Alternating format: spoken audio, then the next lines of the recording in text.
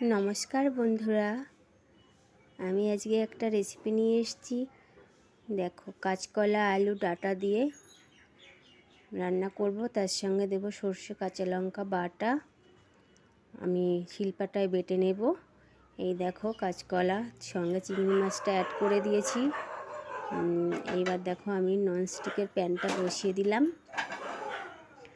প্যানটা গরম হতে থাকুক। আমি লঙ্কাটা বেটে নিয়েছি, লঙ্কা আর সর্ষে। এই তো দিয়ে দিচ্ছি সর্ষের তেল। বেশ খুব বেশি না, অল্প পরিমাণ। আমি এটা একটু হালকা ভেজে নেব সবজিটাকে। আলু কাঁচকলা আর ডাঁটাটা হালকা ভেজে নিয়ে দেখো ননস্টিকটা গরম হয়ে গেছে। তেলটা গরম হলে ছেড়ে দেব। এইবার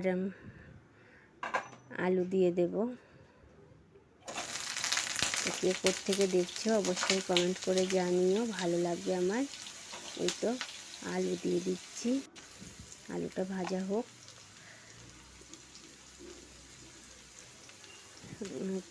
আমি এই প্রথম বলতে পারো ভিডিও করছি, ভিডিও করার অভিজ্ঞতা নেই, তবে আশা রাখছি করতে পারবো তোমরা যদি সঙ্গে থাকো তাহলে। এই তো দেখো একটু হলুদ দিয়ে আলুটা ভেজে নিলাম। এইবার তুলে দিচ্ছি কাঁচকলা দেব, ডাঁটা দেব।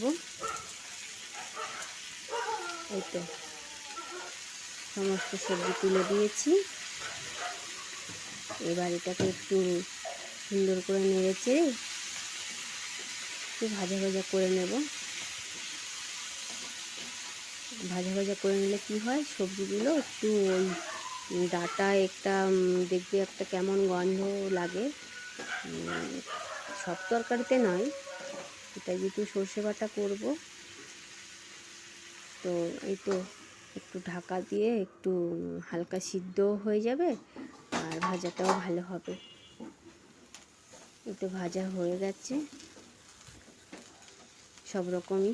বেশ হালকা ভাজবো বলেছি, অল্প তেলও দিয়েছি। আর ননস্টিকের তাওয়ায় রান্না করার একটাই সুবিধে, সেটা হলো তুমি যদি চাও একদমই অল্প তেলে রান্না করতে, সেটা অবশ্যই সম্ভব।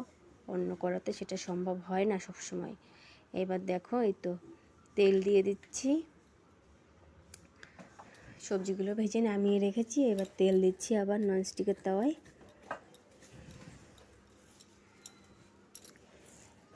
এবার আমি দিয়ে দিচ্ছি কালো জিরে ফোড়ন।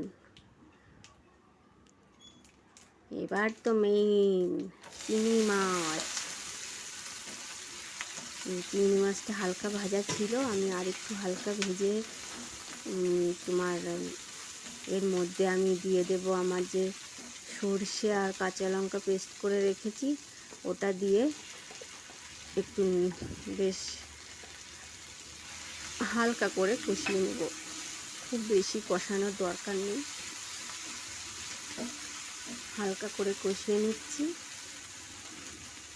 এবার দিয়ে দেব সামান্য একটু জল, নুন দিয়ে, নুন আর একটু কাঁচা লঙ্কা দিতে হবে। তো কাঁচা লঙ্কা দিয়ে দিচ্ছি। এবার দিয়ে দেব হলুদ, তারপর একটু নেড়ে নিয়ে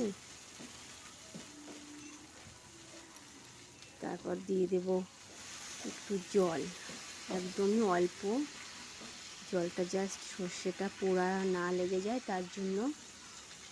এই তো জলটা শুকিয়ে গেছে, তেল ছেড়ে এসছে। এইবার আমি দিয়ে দিচ্ছি আমার ভেজে রাখা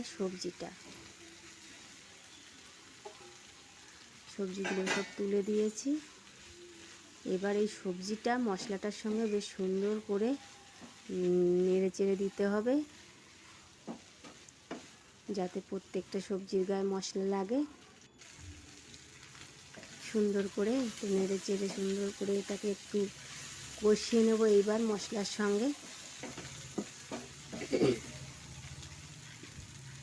তারপরে জল দিয়ে দিলাম।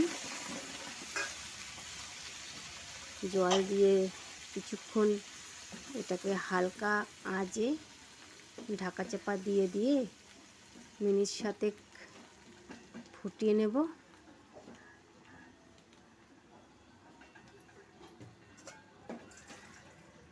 দিয়ে এই তো আর একটু জল দিয়ে দিলাম।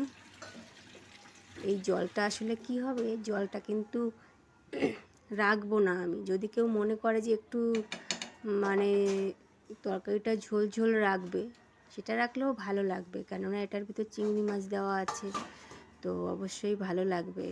কিন্তু আমি জলটা রাখবো না, জলটা আমি টানিয়েই নেব। তো এই তো দেখো প্রায় জল টেনে এসছে। একদম ধিমি আঁচে করেছি, কেননা ডাঁটা আছে, ডাঁটা সিদ্ধ হতে টাইম লাগবে। দেখো হয়ে গেছে।